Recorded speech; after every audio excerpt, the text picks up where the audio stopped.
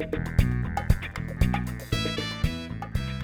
we're going to be replacing the last thing that I think is in line for fixing the death wobble in the Suzuki K-Van. So in previous videos we've solved the death wobble in the K-Truck. However, in the last video I actually reintroduced it back because we replaced the front springs in the car to make the ride a little softer.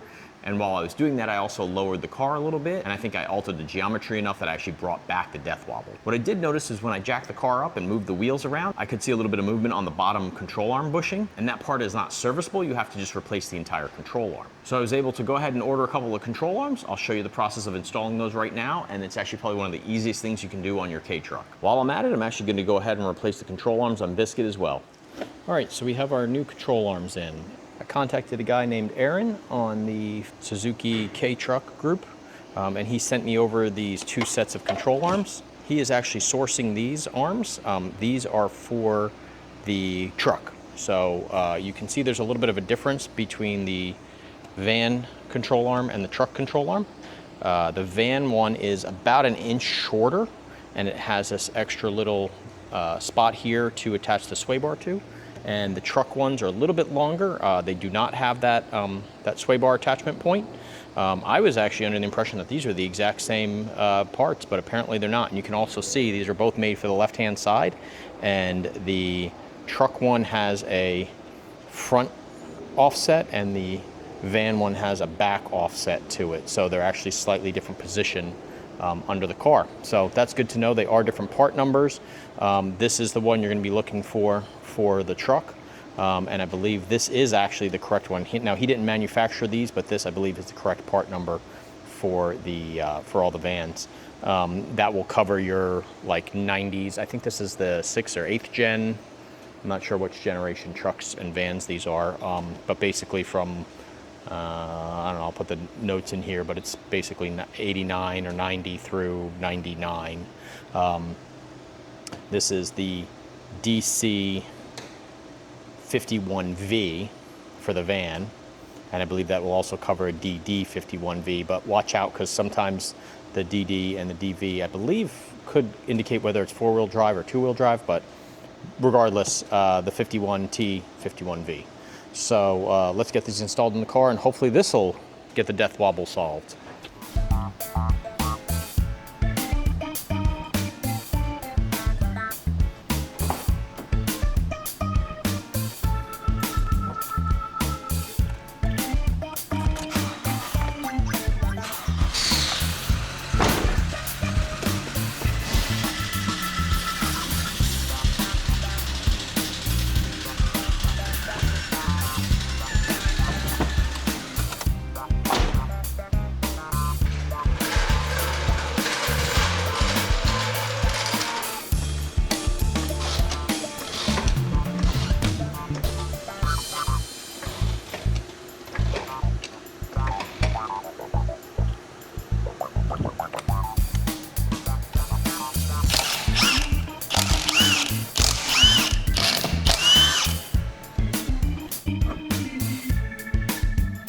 Okay, so on the van, we have those 2 bolts, which are located right there. And then we have this bolt for the sway bar. And then we'll have this bolt right here for the spindle arm. So this is the actual ball joint that I believe is bad. So we'll be undoing this, these 2 bolts here. And then we have one more, it's kind of hard to see on the inside right there. We'll pull all that hardware off and get this control arm out and get the next one on.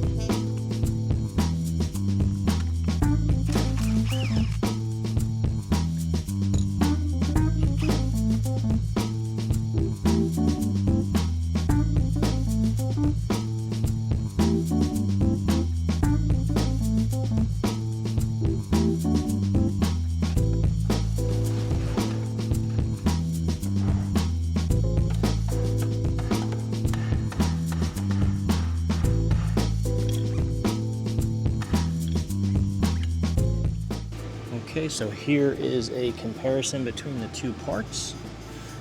This looks like it will fit in perfectly. So let's get that one installed. There's a little bit of a different part number. I'm not sure where this one came from. There's a couple of sellers online. There's RY, I believe it's RYT parts, and they're out, I want to say it's Thailand or the Philippines. So that part may have come from them, just because the part number is a little different. But either way, let's get this installed and see how well that works. You can see the play in this ball joint, and there's like none in this one. So this, I believe, is our problem that we've had for a while here now. So let's get this popped in there.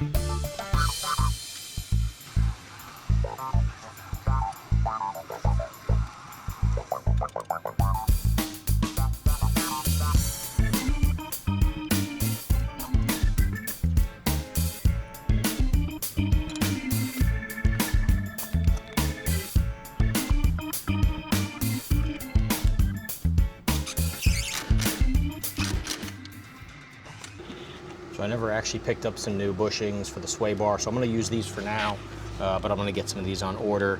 I'm not sure if I can find the specific ones, but these are about 1 inch.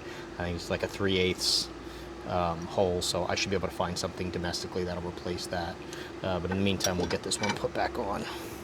Okay, so changing plans. I was going to reattach this sway bar link, and I looked up here, and this is just straight up ripped. It looks like the metal has fatigued there and just fell apart. I don't know if you can see that really well, but yeah, those bolts just flat out ripped out of that. So I'm not sure if I can access this panel to fix that. It looks like it's under the floorboard, but it's really not because the floor is up there. So this is something structural. What I'll have to do is probably weld a plate in on here to reattach a sway bar. So in the interest of this not banging around and sound crazy, I think I'm just gonna pull the sway bar from the other side for now and just remove this. Yeah, it almost looks like this might have been damaged, like got bent up there. I'm not really sure how that happened. Well, let's, I guess, remove this sway bar then. Well, I'll leave this like this for now until I get to the other side. And once I jack the other side up, I'll get the sway bar out then. Hopefully that doesn't affect this too much for the handling. I mean, my truck doesn't have a sway bar in it, so I can't imagine it's the end of the world, but it may feel a little wobblier up front. So yeah, that kind of sucks. That's basically the control arm installation aside from the sway bar bushing. So let's get the wheel back on and get to the other side.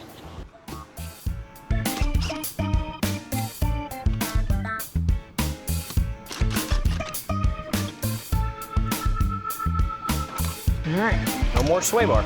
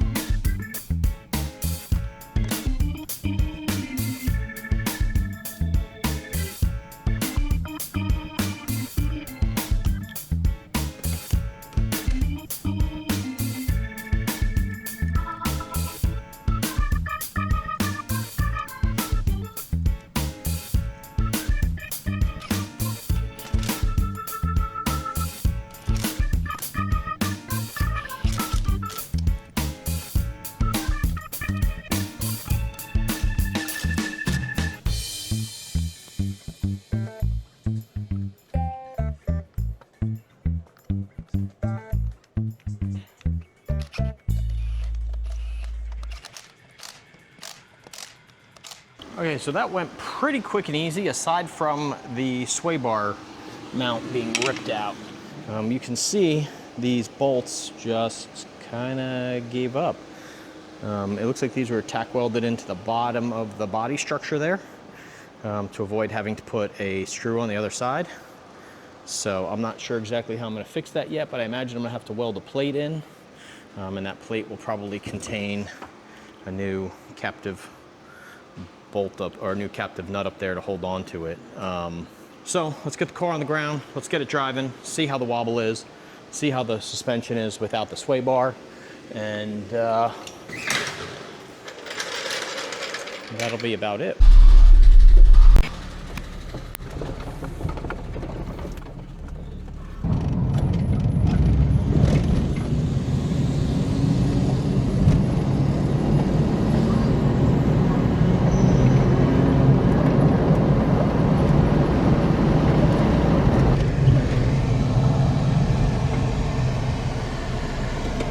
Okay, so I definitely feel the effect of the lack of the sway bar, but it's pretty minor. I just feel it a little bit in the corners. It has a little bit more body roll than what would be normal. But otherwise, I feel like the wobble is pretty gone. And another funny thing is that I kept getting a metal squeak up in the front of the car, and I couldn't figure out what it was. But I'm pretty sure the metal squeak was that sway bar link scratching in and out of the chassis. It'd been going on for a while, and I guess it never noticed it. It's kind of hard to notice, I guess, if it was sitting on the ground or sitting on its wheels. Now, Arron has these control arms available for $65. You'll have to join the Suzuki owners group on Facebook, and I'll provide a link to that down below. Yeah, man, though. The sway is way worse now. That's still not bad, but definitely feel it in the corners. It's still a little bit of vibration somewhere, but no death wobble. It would usually happen right around this speed. Appears to be all gone, so that's good. So yeah, success there.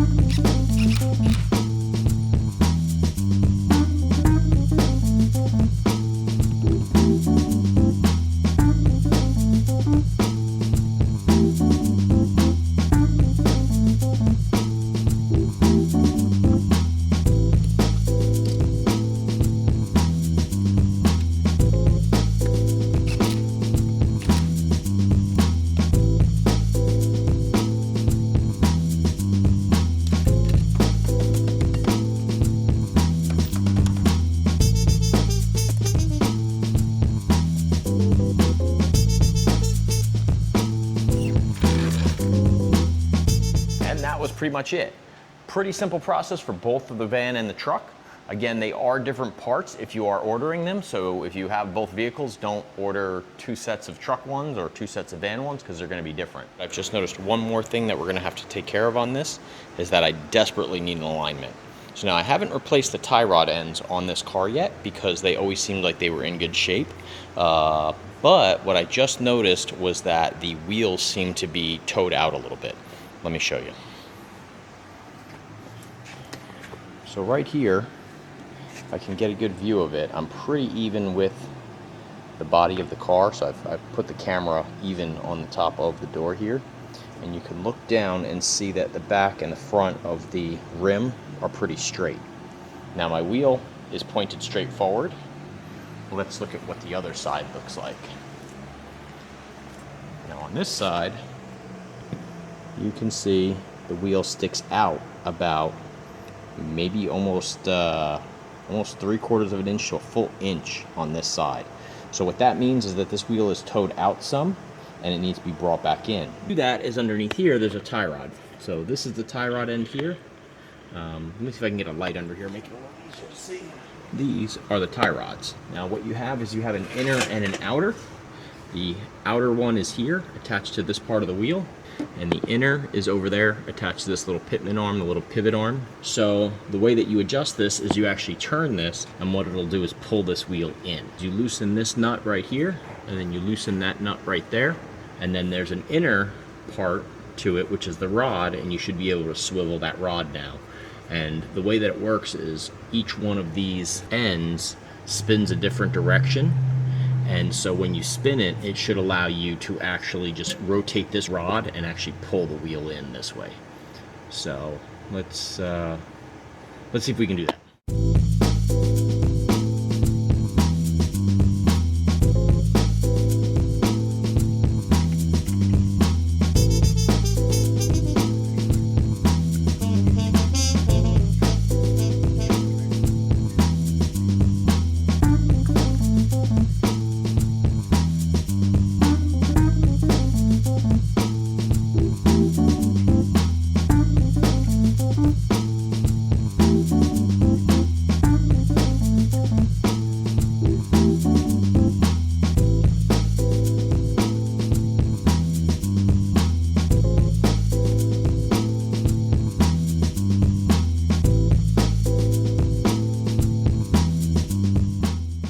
Okay, so I got the alignment a little bit closer. It's maybe not perfect, but it's perfect for being able to drive around and actually just get rid of the tow out that was happening on this wheel here.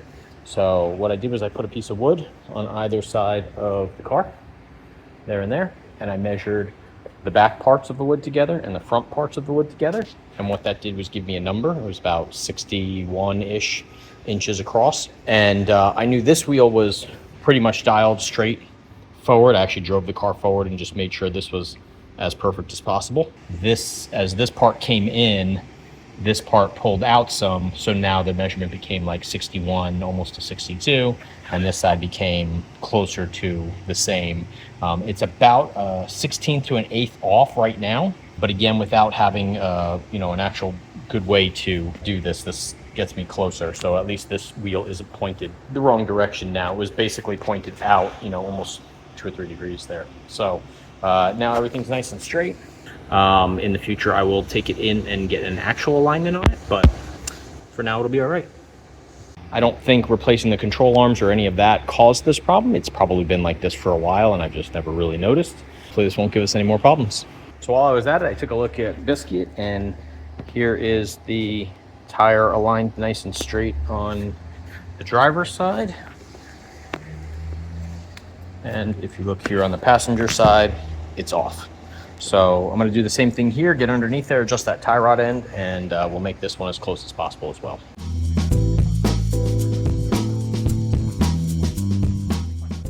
I still have to figure out what I'm going to do to fix the sway bar in the van, but otherwise it's fine for now and it drives okay. Again, you do feel a little bit more body roll than normal, but once I get that repaired, it should be all back to normal. So thanks again for watching, and I'll see you in the next one.